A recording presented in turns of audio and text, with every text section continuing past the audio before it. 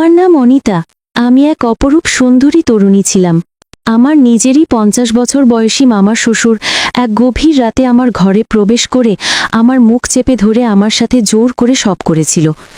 সেই মুহূর্তে আমার চোখ থেকে শুধু জল গড়িয়ে পড়ছিল, কিন্তু আমি মুখ ফুটে সামান্য আওয়াজও করতে পারিনি। আমি অসহায় ছিলাম, কারণ আমি তো অন্য সবার মতো স্বাভাবিক ছিলাম না। আমার মনের ভেতরের কথাগুলো অনেক কষ্টে এই ডায়েরিতে লিখে রেখেছিলাম। ভাবলাম আপনাদের সাথেও ভাগ করে নিই, যা আমি মুখে বলতে পারিনি।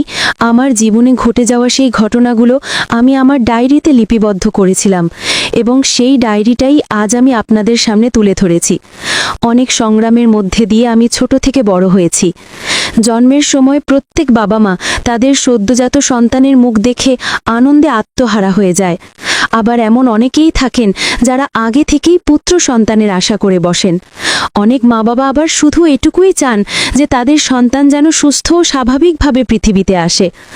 আমার জন্মের আগেও আমার বাবা মায়ের ঠিক এমনই প্রত্যাশা ছিল, আমি যেন সুস্থভাবে জন্মাই। আমার জন্মের পর তারা অত্যন্ত খুশি হয়েছিলেন, কারণ তাদের মনে পুত্র বা কন্যা নিয়ে কোনো ভেদাভেদ ছিল না। তারা ভেবেছিলেন কন্যা সন্তান হলেও তাদের, আর পুত্র সন্তান হলেও তাদের। তাই আমি কন্যা হিসেবে জন্মেছি নাকি পুত্র, তা নিয়ে তাদের কোনো মাথা ব্যথা ছিল না। আমি একটি মধ্যবিত্ত পরিবারের মেয়ে। আমার বাবা মা অত্যন্ত সাধারণ মানুষ ছিলেন। আমার বাবা পেশায় একজন অটো চালক ছিলেন, এবং তার একটি নিজস্ব অটো ছিল। আমরা দুই ভাই বোন। আমার জন্মের 5 বছর পর আমার ভাইয়ের জন্ম হয়। কিন্তু দুর্ভাগ্যের বিষয়, আমাদের দুই ভাই বোনের ভাগ্যটাই খুব খারাপ ছিল। জানি না সৃষ্টিকর্তা কেন আমাদের এমনভাবে তৈরি করেছিলেন। বড় হওয়ার পর উপলব্ধি করতে পারলাম কেন তিনি আমাদের এমন ভাগ্য দিয়েছিলেন।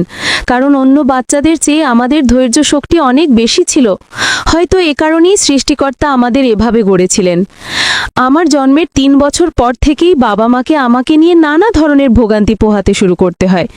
আমি যখন ধীরে ধীরে বড় হচ্ছিলাম, তখন বাবা আমাকে একটি সরকারি বিদ্যালয়ে ভর্তি করিয়ে দেন। আর্থিকভাবে বাবার সামর্থ্য কম থাকলেও ভালোবাসার দিক থেকে আমার বাবা মা ছিলেন অনেক ধনী। তাদের কাছ থেকে এত স্নেহ পেয়েছিলাম যে আর্থিক অভাব থাকা সত্ত্বেও আমি সৃষ্টিকর্তার কাছে শুধু একটাই প্রার্থনা করতাম, যেন পরের জন্মেও আমি তাদেরকেই নিজের বাবা মা হিসেবে পাই। ছোটবেলায় তো কেউ সেভাবে কিছু বুঝতে পারতো না, কিন্তু ধীরে ধীরে আমার বিদ্যালয়ে যেতে খুব খারাপ লাগতো, কারণ আমি অন্য সব বাচ্চাদের থেকে সম্পূর্ণ ভিন্ন ছিলাম। বড় হওয়ার সাথে সাথে যখন সবাই আমাকে নিয়ে ঠাট্টা মশকরা শুরু করে, তখন আমি বিদ্যালয়ে যাওয়াই বন্ধ করে দিই। কারণ প্রতিদিন যখন সবাই আমাকে উত্ত্যক্ত করত, আমার কষ্ট হলেও আমি নীরবে সব সহ্য করতাম। কিন্তু ধীরে ধীরে মানুষের মানসিক নির্যাতন যখন আমার উপর বাড়তে থাকে, তখন আমি নিজের সহ্যের সীমা হারিয়ে ফেলি এবং বাড়ি থেকে বের হওয়াই প্রায় বন্ধ করে দিয়েছিলাম। এমনকি আমি যখন স্কুলে যেতাম, ক্লাসের সব ছেলেমেয়েরা কেউ আমার চুল ধরে টানত, কেউ আমার খাতা কেড়ে নিত, আবার কেউ আমার পোশাক ধরেই টানাটানি করত। তারা আমাকে নানা রকম কথা বলে উত্ত্যক্ত করত, আর আমি কিছুই বলতে পারতাম না, শুধু আমার চোখ দিয়ে জল ঝরত। বাড়িতে ফিরে যখন অনেক কষ্টে বাবা মাকে ইশারায় কথাগুলো বোঝানোর চেষ্টা করতাম, তখন তারা আমাকে অনেক ভালোবেসে আদর করে বোঝাতেন যে আমি নাকি খুব বিশেষ একটি শিশু, আর তাই সবাই আমাকে দেখে হিংসা করে এবং আমাকে রাগায়। বাবা যখন বুঝতে পারলেন যে এই সরকারি বিদ্যালয়ে আমার পড়াশোনা চালানো সম্ভব নয়, তখন আমাকে একটি বিশেষ বিদ্যালয়ে ভর্তি করার কথা ভাবলেন। কিন্তু বিশেষ স্কুলগুলোর খরচ এতটাই বেশি ছিল যে বাবা আমাকে সেখানে ভর্তি করতে পারেননি। তা সত্ত্বেও বাবা হার মানেননি। তিনি আমাকে বিশেষ বিদ্যালয় দিতে না পারলেও একটি বেসরকারি বিদ্যালয়ে ভর্তি করিয়ে দিয়েছিলেন, এবং সেখানকার শিক্ষক শিক্ষিকাদের অনুরোধ করেছিলেন আমার দিকে যেন একটু বিশেষভাবে নজর রাখা হয়, যাতে কোনো ছাত্রছাত্রী আমাকে বিরক্ত না করে। বাবার কথা মতো স্কুলের শিক্ষকরা আমার খেয়াল রাখতেন, কিন্তু যতক্ষণ ক্লাসে শিক্ষক শিক্ষিকা থাকতেন ততক্ষণ বাচ্চারা আমাকে কিছু বলতো না। তারা ক্লাসরুম থেকে বেরিয়ে গেলেই সবাই আমাকে উত্ত্যক্ত করা শুরু করত। বাবা অনেক কষ্ট করে আমাকে সরকারি স্কুল থেকে ছাড়িয়ে একটি ভালো বেসরকারি স্কুলে দিয়েছিলেন, যাতে কেউ আমাকে বিরক্ত করতে না পারে। কিন্তু সেই প্রাইভেট স্কুলেও একই রকমভাবে প্রত্যেকটি ছেলে মেয়ে আমাকে জ্বালাতন করত আর রাগাতো। আমি তখন আর সহ্য করতে না পেরে বাবা মাকে জানিয়ে দিয়েছিলাম যে আমি আর স্কুলে যেতে চাই না। বাবা বুঝতে পেরেছিলেন যে আমার সহ্য করার ক্ষমতা শেষ হয়ে গেছে, তাই আমার কষ্ট দেখে তারা আমাকে আর স্কুলে গিয়ে পড়াশোনা করার জন্য কোনো রকম চাপ দেননি। সেই সময় আমার বয়স ছিল ১৩ বছর। পরে বাবা মা চেয়েছিলেন আমি যেন কোনোভাবে মাধ্যমিক পরীক্ষাটা দিয়ে দিই, কিন্তু আমি ভেতর থেকে এতটাই ভেঙে পড়েছিলাম যে আমার কোনো ইচ্ছেই হয়নি। আমি বাড়িতে বসে পড়াশোনা চর্চা করতাম, কিন্তু সেই দিনের পর থেকে আমি আর কখনো স্কুলের চৌকাঠে পা রাখিনি। ওদিকে আমার বাবা মা আমার ভাইয়ের জন্য আমার মতোই খুব চিন্তিত ছিলেন। আমাদের নিয়ে তাদের কষ্টটা যে কতটা গভীর তা আমি অনুভব করতে পারছিলাম। ধীরে ধীরে যখন আমার বিয়ের বয়স হলো, তখন আমার বাবা মায়ের চিন্তা আরও বেড়ে গেল। তা সত্ত্বেও তারা আমার বিয়ের জন্য চেষ্টা চালিয়ে যাচ্ছিলেন। কিন্তু যখনই কোনো ছেলে আমাকে দেখতে আসতো, তারা আমার চেহারা দেখে প্রথমে পছন্দ করে নিত, কিন্তু আমার সম্পর্কে সেই বড় সত্যিটা জানার পর তারা আমাকে প্রত্যাখ্যান করে চলে যেত। এভাবে প্রায় ৫-৬টি সম্বন্ধ যখন বাতিল হয়ে গেল, তখন আমি বাবা মাকে বলেছিলাম, আমার বিয়ে দেওয়াটা কি খুব জরুরি? আমি তো তোমাদের সাথেই সারা জীবন কাটিয়ে দিতে পারি। মা তখন আমাকে অনেক ভালোবেসে বুঝিয়ে বলতেন যে একা একা নাকি জীবন কাটানো যায় না, প্রত্যেক মানুষের জীবনেই একজন সঙ্গীর প্রয়োজন হয়। তারপর অনেক চেষ্টার পর আমার জন্য একটি সম্বন্ধ আসে এবং তারা আমার ব্যাপারে সবকিছু জানার পরেও আমাকে তাদের বাড়ির বউ করতে রাজি হয়। আসলে ছেলেটির বাবা মা মারা যাবার পর সে তার মামা মামির কাছেই বড় হয়েছিল এবং তারা খুব দরিদ্র ছিল। যেহেতু তারা সবকিছু জেনে বুঝে আমার সঙ্গে বিয়েতে রাজি ছিল, তাই আমার বাবাও এই বিয়েতে আর কোনো আপত্তি জানাননি। আমার ব্যাপারে সবকিছু জানার পরেও যে ছেলেটি আমাকে বিয়ে করতে রাজি হয়েছিল তার নাম ছিল বিকাশ।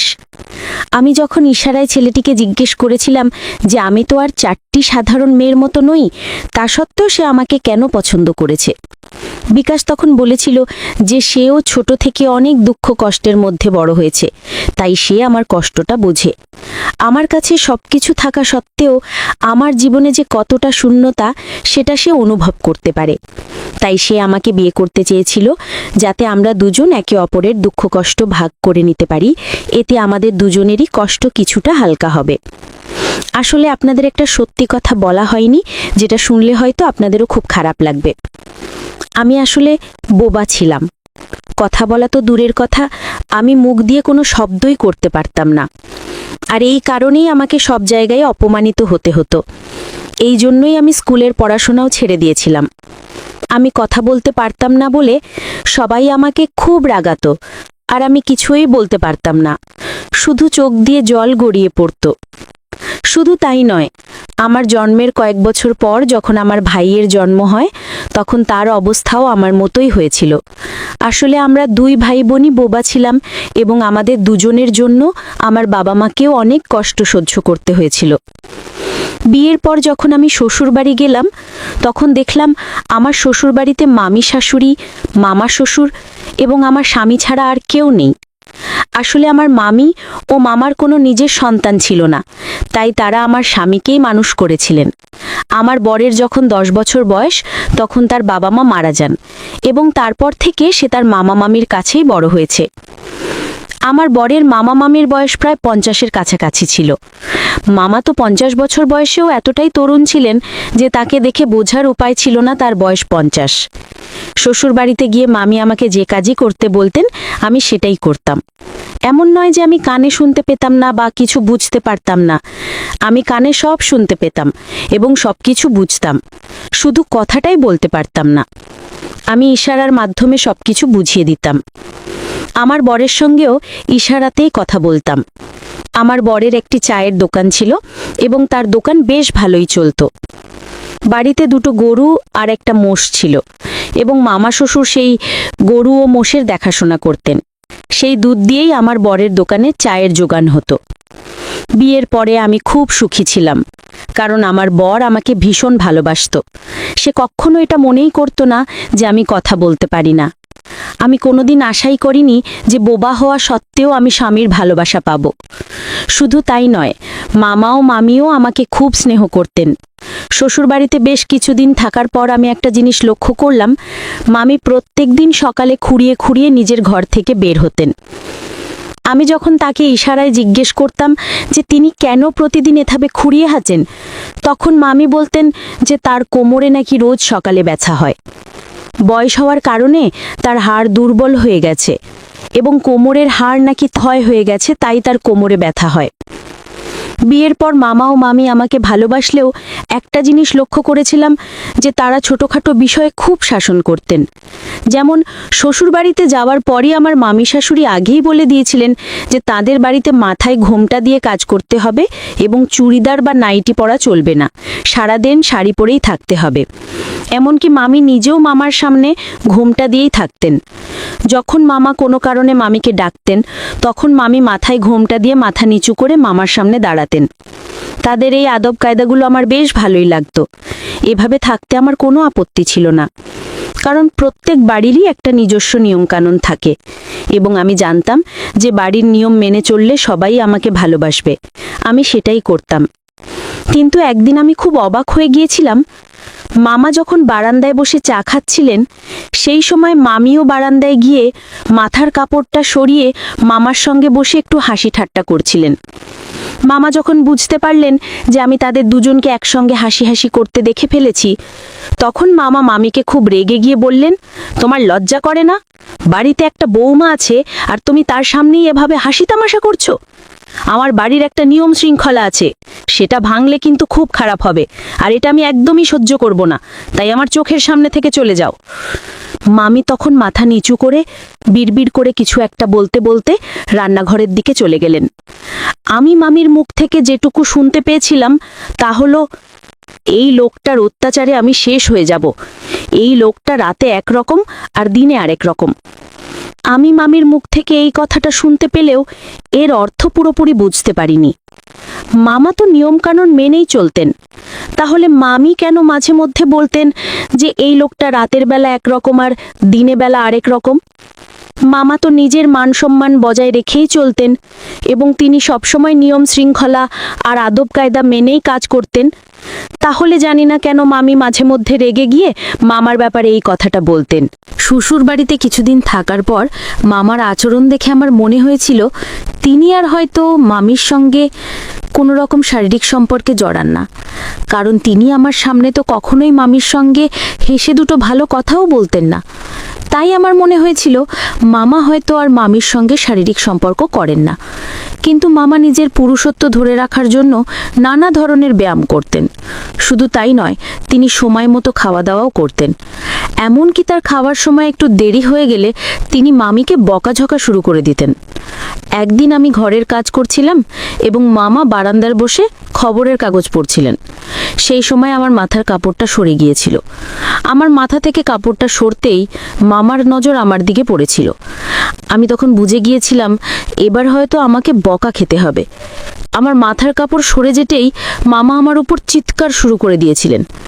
তিনি আমাকে বলেছিলেন, আমার বাড়ির নিয়মকানুন তুমি ভালোভাবেই জানো, তাহলে আমার সামনে মাথায় কাপড় না দিয়ে থাকার সাহস তোমার কি করে হলো? মাথার একটা চুলও যেন দেখা না যায় সেইভাবে আমার সামনে থাকবে এবং আমার সামনে মাথা নিচু করে কথা বলবে। এই আদব কায়দাগুলো বাবার বাড়ি থেকেই শিখে আসতে হয়।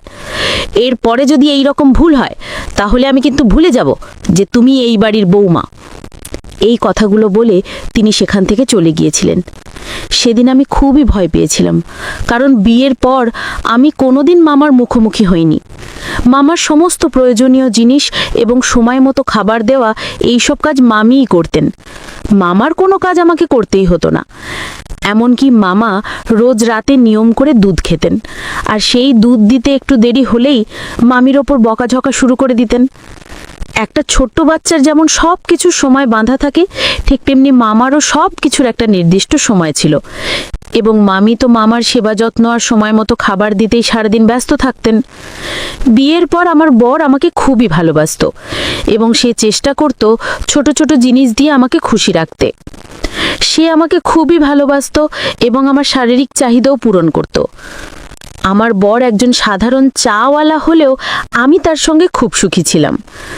আমার বর তো দীর্ঘ সময় ধরে আমার সঙ্গে সম্পর্ক করত এবং ভালোবাসার সময় সে আমাকে ছাড়তেই চাইতো না। আমি বরের ভালোবাসা পেয়ে খুব সন্তুষ্ট ছিলাম এদিকে বিয়ের পর দেখেছিলাম রাতে মামা ও মামি আলাদা ঘরে ঘুমাতেন। তাই আমি বুঝতে পেরেছিলাম যে তাদের দুজনের মধ্যে এখন আর হয়তো শারীরিক সম্পর্ক হয় না। কিন্তু আমি যখন মামার ব্যাপারে আসল সত্যিটা জানতে পারলাম, তখন আমার পায়ের তলা থেকে যেন মাটি সরে গিয়েছিল।